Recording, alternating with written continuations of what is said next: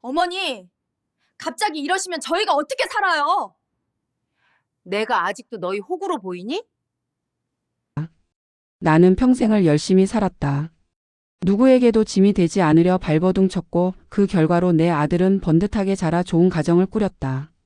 그게 내 인생의 전부이자 내가 기댈 유일한 안식처라고 믿었다. 하지만 그 믿음은 한 사람의 등장으로 산산조각 났다. 결혼식 날 환하게 웃으며 내 손을 잡던 그 아이 서윤. 그 미소 뒤에 숨겨진 그림자를 나는 그때 왜 알아채지 못했을까?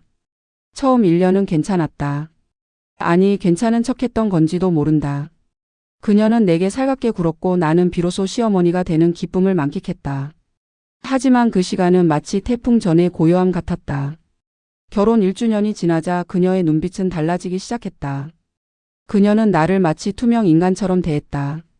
내가 존재하는 이유를, 내가 하는 모든 노력을 철저하게 무시하기 시작했다. 나는 그저 아들에게 짐이 되고 싶지 않았다. 그저 좋은 시어머니로 남고 싶었다. 하지만 그 평화는 결국 내 착각이었다. 모든 갈등은 아주 사소한 무례함에서 시작되었다. 마치 아주 작은 먼지 한 톨이 결국 집 전체를 집어삼키는 모래 폭풍의 씨앗이 되듯이. 이제 이야기는 내가 어떻게 그 모래 폭풍 속에서 무너지지 않고 다시 일어설 수 있었는지에 대한 기록이다.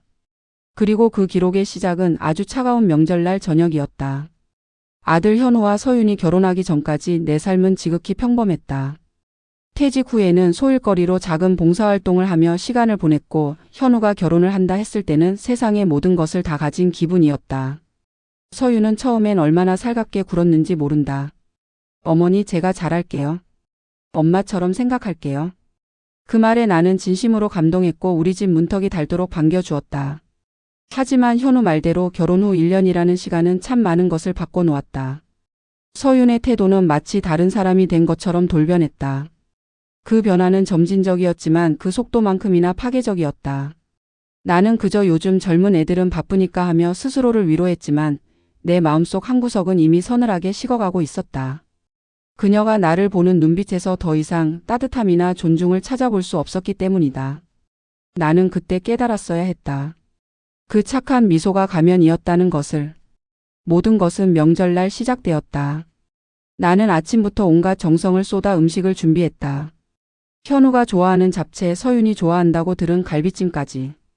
땀을 뻘뻘 흘리며 차려낸 상을 보며 내심 뿌듯했다. 현우는 역시 엄마 음식 최고라며 고마워했다. 그때 서윤이 젓가락을 들었다.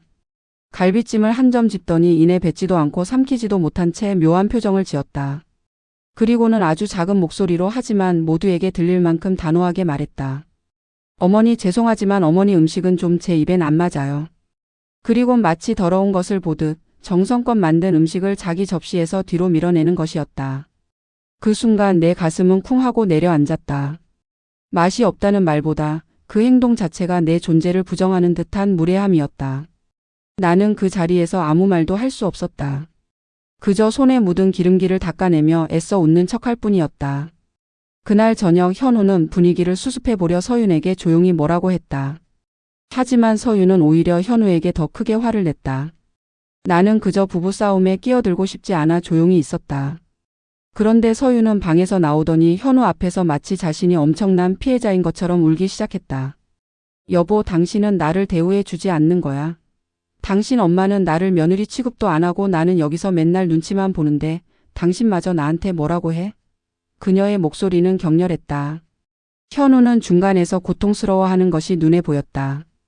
그는 내가 상처받는 것도 싫고 서윤이 우는 것도 싫어했다. 하지만 서윤의 이 교묘한 태도, 자신이 원하는 것을 얻기 위해 감정적으로 현우를 몰아붙이는 그 방식은 나를 더욱 소름 돋게 했다. 그녀는 내가 아닌 현우를 방패 삼아 나를 공격하고 있었다. 현우는 결국 나에게 미안하다는 눈빛을 보낸 채 서윤을 달래기 위해 방으로 들어갔다. 현우에게는 늘 미안함이 있었다. 결혼하고 힘든 건 아닐까, 혹시 살림에 보탬이 되지 못하는 건 아닐까 하는 걱정. 그래서 나는 퇴근길에 꼭 시장에 들러 싱싱한 반찬거리나 집밥을 챙겨다 주곤 했다. 정성껏 포장해서 집 앞에 놓아두는 것이 내 유일한 낙이었다. 어느 날 여느 때처럼 현우네 집을 방문했다. 현우는 고맙다고 했지만 서윤의 표정은 싸늘했다. 어머니, 이런 걸 왜 매번 가져오세요? 그녀는 나를 똑바로 쳐다보지도 않았다. 나는 당황해서 아니 현우가 좋아하는 거라라고 얼버무렸다. 그러자 서유는 한숨을 쉬며 단호하게 말했다. 냉장고만 지저분해져요. 저희 집 냉장고 자리도 없는데 제발 이제 그만 가져오세요. 그 말은 마치 내 노력이 전부 쓰레기 취급을 받은 것 같았다. 지저분하다는 표현은 단순히 반찬을 거절하는 것을 넘어 나를 그리고 내 마음을 거절하는 듯 했다. 나는 그 순간 내가 더 이상 그 집에 필요한 존재가 아님을 뼈저리게 느꼈다. 그녀의 무례함은 결국 담장을 넘어 소문이 되었다. 나는 아파트 단지에서 마주치는 이웃들과 가벼운 인사를 나누는 정도였다. 그런데 어느 날 단지에서 가장 친하게 지내던 경자 씨가 나를 조용히 불러냈다. 정옥 씨 며느리 말이야. 내가 몇 번 봤는데 인사성도 없고 왜 이렇게 싸늘해? 나는 애써 별일 아니라고 했지만 경자 씨는 걱정스러운 눈빛을 거두지 않았다. 지난번에 현우네 집 앞에서 봤는데 며느리가 정옥 씨한테 심하게 말하는 걸 들었어. 제발 신경 좀 끄세요라고 하던데. 나는 충격에 할 말을 잃었다. 서윤의 무례함이 이웃에게까지 들릴 정도였다니. 그녀의 행동은 이제 나만의 문제가 아니었다. 나는 내 아들의 체면과 내 삶의 자존심을 지키기 위해서라도 더 이상 이 상황을 방치해서는 안 된다고 생각했다. 하지만 나는 그때까지도 내가 무엇을 해야 할지 알지 못했다. 그저 상처만 받고 있을 뿐이었다. 무례함은 곧 노골적인 욕으로 변했다. 어느 날 서유는 현우에게 말한답시고 내 앞에서 은근히 듣기 좋게 말했다. 어머니 요즘 물가가 너무 올랐어요. 현우 월급으로는 생활비 감당이 안 돼서요. 나는 그 말의 의도를 알아차렸다. 그건 부탁이 아니라 마치 당연한 권리라도 되는 듯한 말투였다. 현우는 불편해하며 서유나 무슨 소리야 라고 막았지만 서유는 멈추지 않았다. 어머니가 좀 도와주시면 얼마나 좋을까요? 저희가 지금 돈을 모아야 하는데 나는 사실 경제적으로 넉넉했다. 하지만 그녀의 태도는 나를 돕고 싶지 않게 만들었다. 존중 없는 요구는 요구가 아니라 강요였다. 나는 애써 미소 지으며 대답했다. 그래 내가 현우한테 따로 얘기할게. 그녀는 만족스러운 듯 고개를 끄덕였다. 나는 그때 결심했다. 그녀의 무례한 태도에 대한 보상은 단 한 푼도 해줄 수 없다고. 돈으로 얻어낸 존중은 가짜라는 것을 알았기 때문이다. 서유는 현우와 나 사이의 연결고리마저 끊어내려 했다. 그녀는 현우에게는 늘 어머니가 날 싫어하는 것 같다. 내가 하는 일에 불만이 많은 것 같다고 말하며 현우에게 죄책감을 심었다. 그러면서도 나에게는 현우가 없는 자리에서 현우가 요즘 회사 일로 힘들어한다. 어머니가 좀 이해해 주셔야 한다며 오히려 나를 걱정하는 척했다. 그녀는 나에게서 현우를 떼어내고 현우에게서 나를 떼어내는 교묘한 방식으로 우리 둘 사이의 중간을 흔들었다. 나는 현우가 나 때문에 힘들까봐 걱정했고 현우는 서윤 때문에 내가 상처받을까봐 걱정했다. 하지만 이 모든 감정적 혼란의 원인이 서윤의 교묘한 이간질이라는 것을 알아차리는 데는 시간이 걸렸다. 그녀는 우리가 서로를 걱정하는 그 마음마저도 이용하고 있었다. 그녀의 진짜 목적은 현우와 나 사이의 완벽한 거리두기, 나아가 나를 현우의 삶에서 완전히 배제하는 것이었다. 갈등은 결국 물리적인 폭력 직전의 상황까지 치달았다. 내가 정성껏 만들어 가져다 준 반찬이 또 거절당한 날이었다. 나는 애써 태연한 척하며 현관을 나섰는데 며느리가 현관문을 쾅 닫는 소리가 들렸다. 그리고 곧이어 무언가 쨍그랑하고 깨지는 소리. 나는 다시 문을 열고 들어가려다 멈췄다. 방금 들고 왔던 반찬통이 바닥에 나뒹굴고 있었다. 깨진 건 아니었지만 반찬통 뚜껑이 열려 내가 만든 나물 반찬들이 거실 바닥에 흩뿌려져 있었다. 서윤이 화가 나서 반찬통을 바닥에 내던진 것이 분명했다. 그 순간 내 안에 남아있던 마지막 이성마저 끊어지는 것을 느꼈다. 그녀는 내 마음을 짓밟는 것으로 모자라 내가 제공한 물건마저 혐오스럽게 버렸다. 나는 현우가 이 광경을 보지 않았기를 바라며 조용히 현관문을 닫고 돌아섰다. 내 발걸음은 무거웠고 심장은 터질 것처럼 뛰었다. 이건 단순히 며느리와 시어머니의 갈등이 아니다. 나는 직감했다. 집으로 돌아가는 버스 안 나는 조용히 창밖을 바라봤다. 눈물이 뺨을 타고 흘러내렸다. 그 눈물은 서러움이나 슬픔보다는 내 자신이 이렇게까지 무력하다는 사실에 대한 분노였다. 평생을 강인하게 살아왔는데 고작 25살짜리 며느리에게 휘둘리고 있었다니. 그때 버스 정류장에서 낯익은 얼굴이 뛰어 올라탔다. 내 동생 정민이었다. 서유는 정민의 존재 자체를 모르고 있었다. 내가 늘 혼자 살고 의지할 곳 없는 사람인 것처럼 보이게 행동했기 때문이다. 정민은 나를 보자마자 놀라 뛰어왔다. 누나, 왜 울어? 무슨 일이야? 얼굴이 왜 이렇게 상했어? 나는 애써 괜찮은 척했지만 퉁퉁 부은 눈을 숨길 수는 없었다. 정민은 내 옆에 앉아 굳은 표정으로 모든 이야기를 들었다. 그의 표정은 듣는 내내 차갑게 굳어갔다. 나는 결국 참았던 울음을 터뜨렸다. 정민은 내 어깨를 토닥이는 대신 나를 똑바로 쳐다봤다. 그녀의 눈빛은 내가 알던 온순한 동생의 눈빛이 아니었다. 마치 날카로운 칼날 같았다.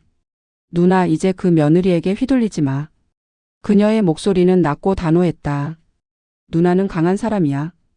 평생 남한테 싫은 소리 한 번 못해서 이렇게 당하고 있는 거라고. 누나는 그냥 착한 게 아니라 호구처럼 보이는 거야. 그 단어가 내 머리를 때렸다. 호구. 나는 충격에 아무 말도 할 수 없었다. 정민은 말을 이었다. 누나의 친절과 배려를 당연한 권리로 착각하고 있어. 이대로 두면 며느리는 누나를 밟고 올라서서 현우까지 장악할 거야. 누나가 할 일은 울고 있을 게 아니라 스스로를 지키는 거야. 정민의 말은 나에게 단순한 위로가 아니었다. 그것은 오랫동안 잠자고 있던 내 안의 단단한 자아를 깨우는 경고이자 명령이었다. 정민의 단호한 경고는 내게 큰 충격이었다. 나는 다음 날부터 거울을 보며 내 표정을 바꾸기 시작했다. 무조건 참는 미소, 애써 괜찮은 척하는 눈빛 대신 차분하고 냉철한 표정을 연습했다. 더 이상 무조건 참지 않기로 결심했다. 그녀의 무례함에 대응하는 방식은 감정적인 복수가 아니어야 했다. 나는 내 자신을 다시 세우는 데 집중했다. 그녀가 나를 무시하는 만큼 나는 그녀를 완벽하게 배제하는 것으로 대응하기로 했다. 일단 현우의 전화가 와도 바로 받지 않았다.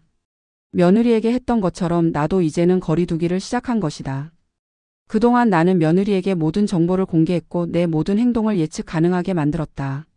이제부터 나는 며느리가 절대 예측할 수 없는 전혀 다른 사람이 되어야 했다. 내 변화는 주변 사람들에게는 아주 미묘했지만 서윤에게는 곧 엄청난 위협이 될 것이었다. 나는 그렇게 오랜 잠에서 깨어났다. 그 변화가 시작된 건 시댁 제사 날이었다. 우리 집안의 큰 행사였지만 서윤은 전화를 걸어 단호하게 말했다. 어머니, 저는 참석 못할 것 같아요. 현우 혼자 갈 거예요. 저는 주말에 할 일이 많아요. 그녀는 미안함이나 죄송함 같은 감정은 전혀 없이 마치 친구에게 약속을 취소하듯 가볍게 말했다. 예전의 나라면 요즘 젊은 애들이 다 그렇지 뭐하고 넘어갔겠지만 이번엔 달랐다. 나는 조용히 현우에게 전화를 걸어 말했다. 현우야, 내 아내의 결정이니 존중하마. 하지만 너도 내 아내의 선택에 책임을 져야 할 거다. 나는 더 이상 서윤의 불참을 덮어주지 않았다. 시댁 친척들이 모두 모인 자리에서 현우는 아내 없이 홀로 참석했다. 모두들 서윤의 불참에 대해 수군거렸지만 나는 그저 침묵했다. 서윤은 자신의 불참이 아무 문제도 일으키지 않을 것이라고 생각했겠지만 그 일은 현우의 입장을 난처하게 만들었고 그들의 부부 관계의 첫 번째 균열을 만들었다. 얼마 후 서윤은 친구들 모임에 가서 내 험담을 늘어놓았다. 우리 시어머니는 진짜 구식이야. 맨날 잔소리에 간섭은 또 얼마나 심한지.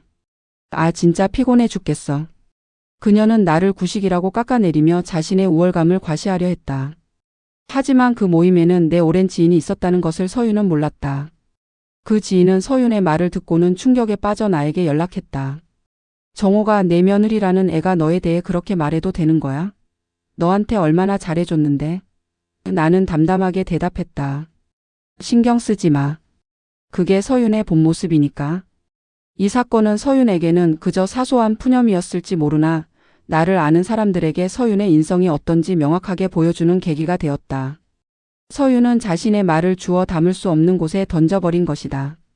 내가 나서서 뭘 하지 않아도 그녀의 평판은 스스로 무너지고 있었다. 나는 서윤이 나를 구식이라거나 아무것도 모르는 퇴직한 아줌마 정도로 생각하고 있다는 것을 알고 있었다. 그녀가 나를 무시하는 가장 큰 이유이기도 했다. 하지만 그녀가 전혀 몰랐던 사실이 있었다. 내가 평범한 주부가 아니었다는 것이다. 나는 퇴직하기 전 국내에서 가장 유명한 대기업의 고객응대 팀장이었다. 수천 명의 직원을 관리했고 감정적 폭발을 일으키는 최상위 고객들을 단 몇 마디로 진정시키고 설득하는 데 능숙했다. 사람의 심리를 파악하고 상대방의 약점을 찌르지 않고도 상황을 완전히 역전시키는 데는 선수였다. 내가 그녀의 무례함에 대응하지 않았던 것은 무능해서가 아니라 모든 패를 감춘 채 그녀의 다음 수를 기다리고 있었던 것이다. 이 사실을 아는 사람은 동생 정민과 극히 일부의 지인들 뿐이었다. 이제 나는 이 노하우를 내 인생에서 가장 중요한 목표, 즉 나를 지키는 싸움에 사용하기로 결심했다. 내가 움직일 때가 되었다. 나는 현우에게 전화를 걸어 차분하게 말했다. 현우야, 이제 너희 부부에게 해줬던 모든 지원을 중단할 거다. 반찬, 생활비 보조, 가끔 해줬던 집안의 소소한 도움. 전부 끊는다는 선언이었다. 현우는 당황했지만 내가 단호하다는 것을 느꼈다. 엄마, 갑자기 왜 무슨 일 있어? 나는 길게 설명하지 않았다. 내가 너희 가정에 해주는 모든 것이 너희를 독립적으로 만들지 못하고 오히려 너희의 관계를 병들게 한다는 생각이 들었다. 이제 너희 힘으로 살아봐야지. 현우는 말을 잇지 못했다. 그리고 며칠 후 서윤이 내게 전화를 걸어왔다. 그녀의 목소리는 이전의 오만함 대신 처음으로 불안감이 섞여 있었다. 어머니, 갑자기 이러시면 저희가 어떻게 살아요? 나는 딱 한마디만 했다. 내가 결정한 일에 내가 책임을 져야지. 서윤은 전화를 끊지 못하고 멍하니 있었다. 그녀가 나를 무시할 수 있었던 근거가 바로 내가 제공하는 물질적 지원이었다는 것을 나는 정확히 꿰뚫고 있었다. 정옥의 지원 중단은 생각보다 훨씬 큰 파장을 일으켰다. 서윤은 늘 내가 가져다주는 반찬에 익숙해져 있었고 가끔 내가 와서 정리해주는 덕분에 집이 깨끗하게 유지되었다. 이제는 달랐다. 냉장고에는 곰팡이가 피기 시작했고 설거지 더미는 싱크대를 넘실거렸다. 현우는 회사 일로 바빴기에 모든 집안일은 서윤의 몫이 되었다. 서윤은 집안일이 익숙하지 않았고 그 피로와 스트레스는 고스란히 현우에게 향했다. 그들의 집은 겉보기에는 멀쩡했지만 실상은 살림이 엉망이 되면서 갈등이 늘어났다. 현우는 힘들어하는 서윤을 보며 안타까워했지만 한편으로는 자신의 어머니에게 그렇게 무례하게 행동했던 서윤에게 화가 났다. 나는 이 모든 상황을 멀리서 지켜봤다. 내가 해줬던 사소한 일들이 사실은 그들의 가정을 지탱하는 보이지 않는 손이었다는 것을 서윤은 이제야 깨닫기 시작했다. 현우는 결국 나를 찾아왔다. 그의 얼굴에는 피곤함과 죄책감이 가득했다. 엄마, 죄송해요. 서윤이 행동 때문에 엄마가 얼마나 힘드셨을지 이제야 알 것 같아요. 나는 현우에게 따뜻한 국을 끓여주었지만 아무 말도 하지 않았다. 현우는 잠시 망설이더니 단호하게 말했다. 엄마, 이제 더는 엄마가 상처받지 않게 할게요. 서윤이한테 분명히 말할 거예요. 현우의 이 선언은 나에게 매우 중요했다. 내가 싸울 필요 없이 현우 스스로가 우리 관계의 경계를 설정하기로 결심한 것이었기 때문이다. 나는 현우에게 고맙다고 말하는 대신 현우야, 내 가정을 지키는 건 너의 몫이다. 나는 내가 강해지기를 바랄 뿐이다. 현우는 집으로 돌아가 서윤과 심각한 대화를 나누었고 그날 밤 그들의 아파트에서는 격렬한 다툼 소리가 이웃들에게까지 들렸다. 현우마저 정옥 편을 든다는 사실은 서윤에게 엄청난 충격이었다. 현우의 결정에 서윤은 완전히 폭발했다. 그녀는 현우에게 소리쳤다. 왜 나만 나쁜 사람이 돼야 하는데? 내가 뭘 그렇게 잘못했는데? 당신 엄마가 나한테 잘해주면 됐잖아. 그녀는 자신의 행동이 아닌 현우와 나의 관계 설정 방식에 불만을 터뜨렸다. 현우는 지쳐 보였다. 서윤아, 엄마가 너한테 해준 건 친절이었지 의무가 아니었어. 그걸 당연하게 여기고 모욕한 건 너야. 내가 상처 준 걸 왜 우리가 책임져야 해? 서윤은 자신의 잘못을 인정하지 않고 오히려 자신이 이 가정의 희생양이라고 생각했다. 나는 현우를 통해 그들의 다툼 소식을 전해 들었다. 서윤은 이제 통제력을 잃기 시작했다. 그녀는 자신이 항상 옳다고 믿었기 때문에 현실이 자신의 뜻대로 돌아가지 않자 극도의 불안과 분노를 느끼고 있었다. 그녀의 폭발은 스스로의 무덤을 파는 행위일 뿐이었다. 상황은 사적인 영역을 넘어 서윤의 직장까지 번졌다. 서윤은 평소에도 동료들에게 겉으로는 친절했지만 뒤에서는 인정 욕구 때문에 사람들을 조종하려는 경향이 있었다. 극심한 가정 내 스트레스와 나의 지원 중단으로 인한 불안감이 겹치자 그녀는 결국 회사에서 큰 문제를 일으켰다. 고객과의 응대에서 감정을 조절하지 못하고 심각한 실수를 저지른 것이다. 결국 서윤은 회사에서 권고 휴직을 받게 되었다. 그녀는 당장 경제적인 어려움에 처했고 당황한 나머지 나에게 전화를 걸어 도움을 요청했다. 어머니, 저 좀 도와주세요. 지금 당장 돈이 급해서요. 나는 전화를 받았지만 목소리에는 일말의 감정도 없었다. 내가 왜 너를 도와야 하니? 내가 저지른 일에 대해서는 내가 책임져야지. 서유는 흐느끼며 매달렸지만 나는 단호했다.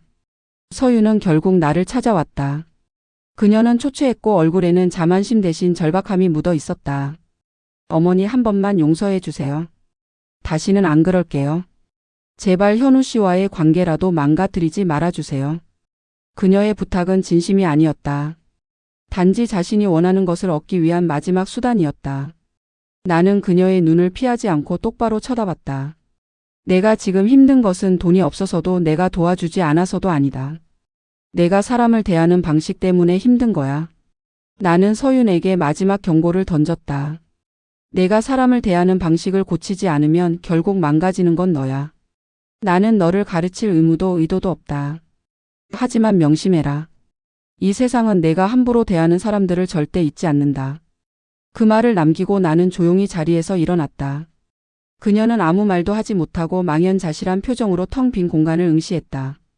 서윤이 휴직하고 집에 머무는 동안 현우는 서윤의 방을 정리하다가 오래된 일기장과 몇 장의 편지를 발견했다. 그 내용에는 서윤의 충격적인 과거가 담겨 있었다. 서윤은 어린 시절부터 늘 남들보다 우월해야 한다는 강박에 시달렸고 인정 욕구가 강했다. 이 때문에 직장에서도 심지어 친구 관계에서도 늘 주도권을 잡으려 했고 그것이 실패할 때마다 관계를 끊어버렸다. 넌 늘 내가 가장 피해자라고 했지. 하지만 이 편지들을 보니 내가 관계를 망가뜨린 건 다른 사람들의 잘못이 아니었어. 서윤은 자신의 인정 욕구를 충족시키지 못하는 사람들을 끊임없이 무시하고 배제해 왔던 것이다. 그녀가 나에게 무례했던 것도 결국 나를 통해 자신이 더 우월한 존재임을 확인받고 싶었던 인정 욕구의 발로였다. 그녀는 자신의 병든 자아를 인정받기 위해 현우와 나 사이를 조종했던 것이다. 현우는 서윤의 과거를 확인한 후 깊은 절망감에 빠졌다. 그는 나를 찾아와 모든 것을 털어놓았다. 엄마, 제가 사랑했던 서윤이는 대체 누구였을까요? 그는 처음으로 눈물을 보였다. 결혼 생활 내내 서윤의 감정적인 조종에 시달리면서도 그는 아내를 이해하려고 노력했었다. 하지만 서윤의 과거를 알고 나니 현우는 서윤이 자신을 진정으로 사랑했는지 의문을 품게 되었다. 나는 현우에게 중요한 질문을 던졌다. 현우야, 넌 누구를 사랑하는 거야? 내 옆에 있는 서윤이야? 아니면 인정받는 내 자신을 사랑하는 서윤이야? 현우는 이 질문에 대답하지 못하고 한참 동안 고개를 숙였다. 서윤은 현우를 사랑한 것이 아니라 현우를 통해 얻는 안정적인 배경과 인정을 사랑했던 것이다. 현우의 눈물은 배신감과 깨달음이 뒤섞인 고통의 눈물이었다. 서윤은 내가 아무것도 해준 것 없다고 늘 불평했지만 서윤은 서류 정리를 하다가 놀라운 사실을 발견했다. 그들이 결혼할 때 받았던 집 대출금의 상당 부분이 이미 상환되어 있었고 그들이 타던 차량의 명의 변경 비용과 초기 생활비 지원 등 모든 재정적 도움의 출처가 다름 아닌 나였다는 것이다.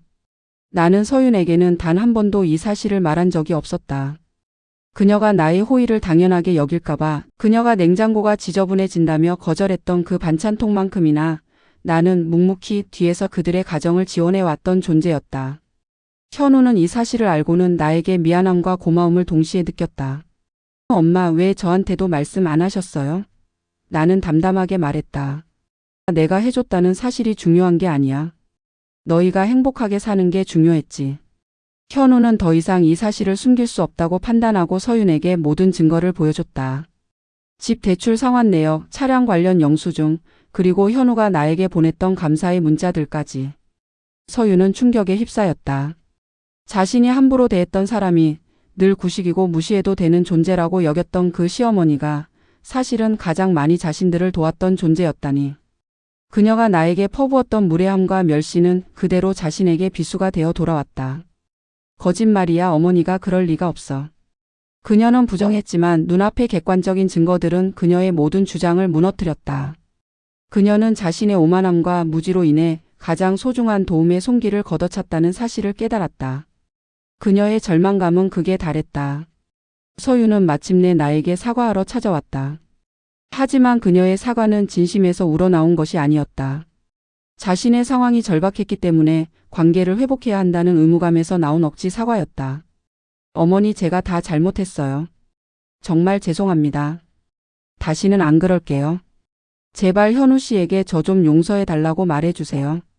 그녀는 여전히 나를 통해 현우의 마음을 돌리려는 수단으로 이용하려 했다. 나는 차분히 그녀를 바라봤다. 네 사과는 받겠다. 하지만 네 사과가 진심이라고 믿어달라는 부탁은 들어줄 수 없다. 나의 냉정한 태도에 서유는 당황했다. 억지 사과는 나에게 통하지 않았다. 오히려 더 큰 벽이 생긴 것이다. 나는 그녀에게 필요한 것은 사과가 아니라 진정한 변화임을 알려주었다. 그녀는 빈손으로 돌아갔고 그녀의 앞에는 더 이상 나를 이용할 수 있는 길이 없다는 냉혹한 현실만이 남아 있었다. 나의 단호한 대응과 현우의 독립적인 태도는 서윤에게 큰 충격이었다. 하지만 나에게도 이 모든 과정은 엄청난 스트레스였다. 며느리에게 휘둘리지 않기 위해 강한 척했지만 내 몸은 솔직했다. 과도한 스트레스로 나는 결국 응급실에 실려갔다. 현우의 연락을 받고 병원으로 달려온 서윤은 병실 앞에서 충격을 받았다. 내가 침대에 누워 힘없이 산소호흡기를 달고 있는 모습을 본 것이다. 그때서야 서윤은 비로소 죄책감을 느꼈다. 그동안 내가 얼마나 고통받았을지 그녀는 그제야 체감했다. 나의 쓰러짐은 그녀에게 물리적인 충격이었고 그녀의 이기심을 깨부수는 결정적인 계기가 되었다. 서윤은 굳게 닫힌 병실 문 앞에 조용히 무릎을 꿇었다. 현우는 힘없이 서윤을 바라봤다. 서윤은 손으로 얼굴을 가린 채 한참을 울었다. 눈물을 닦고 그녀는 조심스럽게 병실 문을 열었다. 내가 깨어나 멍하니 천장을 바라보고 있었다. 어머니, 제가 너무 잘못했어요. 제가 어머니를 이렇게 만들었어요. 그녀의 목소리는 떨렸지만 이전의 억지 사과와는 달랐다. 절망과 후회가 담긴 진심에 가까운 사과였다. 나는 감정 없이 그녀를 바라봤다. 그리고 아주 느리고 낮은 목소리로 물었다. 이제야 네 말이 들린다. 그 말은 그녀의 사과가 이제야 내 마음에 닿았다는 것을 의미했다. 그녀는 그제야 자신이 저지른 일의 무게를 깨달았다. 나는 며칠 후 퇴원했지만 서윤과의 관계는 예전으로 돌아가지 않았다. 서윤은 매일 전화를 걸어 안부를 물었고 현우에게도 극진히 대했다. 하지만 나는 단호했다. 네 사과는 받겠다. 하지만 다시는 예전처럼은 못 지낸다. 나는 서윤에게 관계 회복이 아닌 관계 재정립이 필요함을 강조했다. 이것은 감정적인 복수가 아니라 미래의 관계 회복을 위한 현실적 조치였다. 나는 서윤에게 거리 두기를 선언했다. 자주 찾아오지 않아도 좋고 반찬도 가져오지 않아도 좋다고 했다. 대신 스스로 현우와의 가정을 단단하게 만들고 자신을 바꾸는 데 집중하라고 말했다. 서윤은 충격받았지만 나의 결정에 토를 달지 않았다. 그녀는 이제 내가 강압적인 시어머니가 아니라 경계를 설정할 줄 아는 단호한 개인임을 인정할 수밖에 없었다.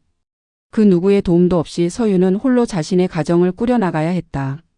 그녀는 생활비를 벌기 위해 아르바이트를 시작했고 집안일을 하는 것에 익숙해지기 위해 노력했다. 예전에는 남에게 기대고 남을 깎아내려 자신의 자존감을 채웠던 그녀였지만 이제는 스스로 책임지고 배려하는 법을 배우기 시작했다. 현우에게도 함부로 말하지 않았다. 아파트 이웃들도 그 변화를 알아봤다. 요즘은 참 달라졌네. 인사를 그렇게 밝게 하는 걸 보니. 서윤의 눈빛에서 오만함이 사라지고 삶에 대한 진정성이 보이기 시작했다. 그녀는 더 이상 내가 만들어준 배경 위에서 살지 않았다. 스스로의 노력으로 만들어낸 삶 위에서 걷기 시작한 것이다. 몇 달 후 가족이 조용히 모인 자리. 어색하지만 따뜻한 공기가 감돌았다. 서윤은 나에게 차분히 말했다. 어머니, 저는 어머니께 말로가 아니라 행동으로 죄를 갚겠습니다. 그녀는 눈물을 글썽였지만 울지 않았다. 시간이 걸려도 다시 어머니의 진정한 가족이 되고 싶어요. 저에게 그 시간을 허락해 주세요. 그녀의 말에는 간절함과 함께 스스로의 변화에 대한 확신이 담겨 있었다. 나는 길게 서윤을 바라봤다. 나의 눈빛은 이전의 차가움 대신 미묘한 희망을 담고 있었다. 말보다 행동이 먼저다. 네가 진정으로 변하면 나도 다시 널 받아들일 거다. 서윤은 흐르는 눈물을 손등으로 닦고 고개 숙여 인사했다. 이제 시작되는 건 갈등이 아니라 변화였다. 3개월 후 서윤은 정성껏 반찬을 만들어 내 집을 방문했다. 예전 같았으면 상상도 못할 행동이었다. 그녀의 손에는 현우가 좋아하는 반찬들로 가득했다. 나는 놀란 표정으로 그녀를 맞이했다. 이걸 내가 만든 거야? 서윤은 수줍게 미소 지었다. 네, 요즘 요리 배우고 있어요. 아직 많이 서툴지만 맛있게 드셨으면 좋겠어요. 나는 반찬을 맛본 뒤 아주 미세하게, 정말 미세하게 미소 짓는다. 그 미소는 그녀의 진심에 대한 첫 번째 응답이었다. 그리고 나는 말한다. 그래. 이 정도면 시작은 됐다. 우리는 여전히 완벽한 가족은 아니었다. 하지만 서로를 향해 한 걸음씩 다가가고 있었다. 오늘 영상이 좋았다면 구독과 좋아요, 따뜻한 댓글 부탁드립니다. 그럼 오늘도 시청해 주셔서 감사합니다.